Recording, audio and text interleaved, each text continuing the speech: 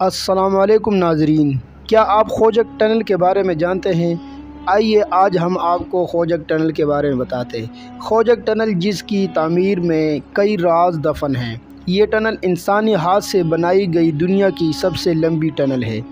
یہ ٹنل مشہور زمانہ رقاصہ اور اس کو بنانے والے انجینئر کی داستان بیان کرتی ہے۔ اس ٹنل کی تصویر پرانے 5 روپے والے نوٹ پر موجود ہے۔ اس ٹنل کی تکمیل 1888 میں ہوئی تھی۔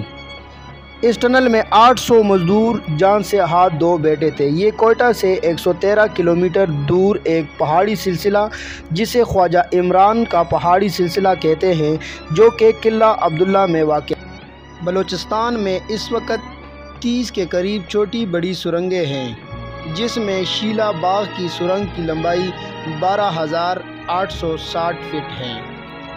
اس کا دنیا کی سب سے بڑی سرنگوں میں شمار کیا جاتا ہے۔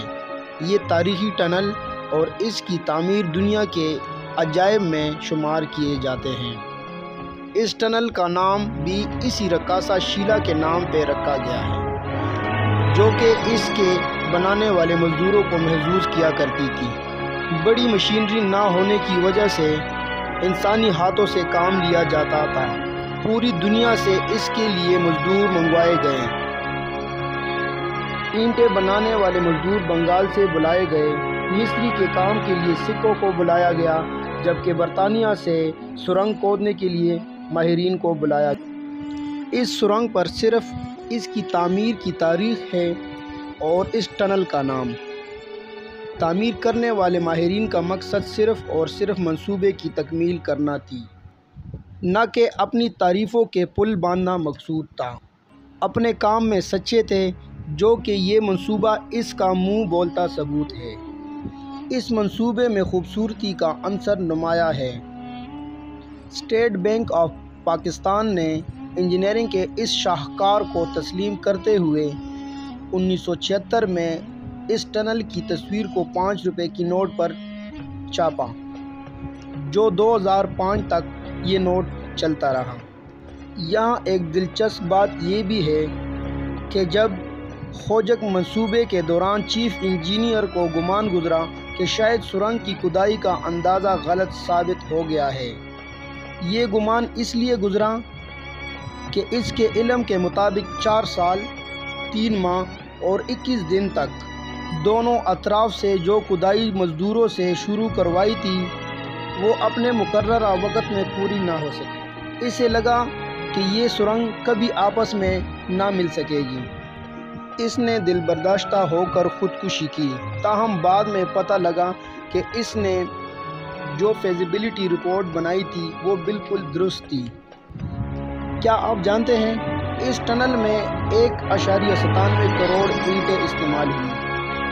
کھدائی کے لیے 3 گروپ بنائے گئے۔ ایک گروپ کھدائی کرتی، دوسرا گروپ اینٹیں لگاتی اور تیسرا گروپ ریلوے ٹریک بچھاتی۔ روزانہ کی بنیاد پر 80 ٹن پانی روشنی کے لیے سرنگ میں 6000 چراغ جلائے جاتے ہیں، جس سے پورا سرنگ روشن ہوتا۔ بہت سے ہلاکتوں کی وجہ سے مزدور دل برداشتہ ہو چکے تھے۔ مزدوروں کی دلچسپی بڑھانے کے لیے خوبرو رقاصہ کو بلایا جاتا، جس سے مزدور محظوظ ہوتے۔ مقررہ وقت جب آن پہنچا تو رات 12 بجے تک سرنگ آپس میں نہ مل سکا۔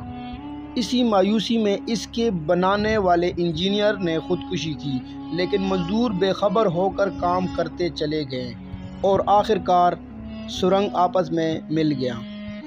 ایک طرف تو جشن تھا اور دوسری طرف اس کے بنانے والے انجینئر موت کی آغوش میں جا چکے۔ یہاں ایک دلچسپ بات یہ ہے کہ انگریز اس سنگلاخ اور دشواری پہاڑی سلسلے میں یہ سرنگ کیوں بنانا چاہتا تھا۔ یہ ایک گریٹ گیم تھی۔ انگریزوں کو خطرہ تھا کہ کہیں روس مشرق کی طرف بڑھتے بڑھتے ہندوستان نہ پہنچ جائے، اس لیے وہ اس سرنگ کے ذریعے بقیہ ہندوستان سے ملانا چاہتا تھا، تاکہ حملے کی صورت میں فوجی نقل و حمل اور رسد متاثر نہ ہو۔ اس سرنگ کی تکمیل کے بعد جب آسٹریلیا نے اس قسم کا سرنگ بنانا چاہا تو اسی عملے نے وہاں جا کر کام کیا اور سرنگ کی تکمیل کی۔ امید ہے آپ کو ویڈیو پسند آئی ہوگی۔ لائک اور شیئر کرنا نہ بھولیں۔ شکریہ۔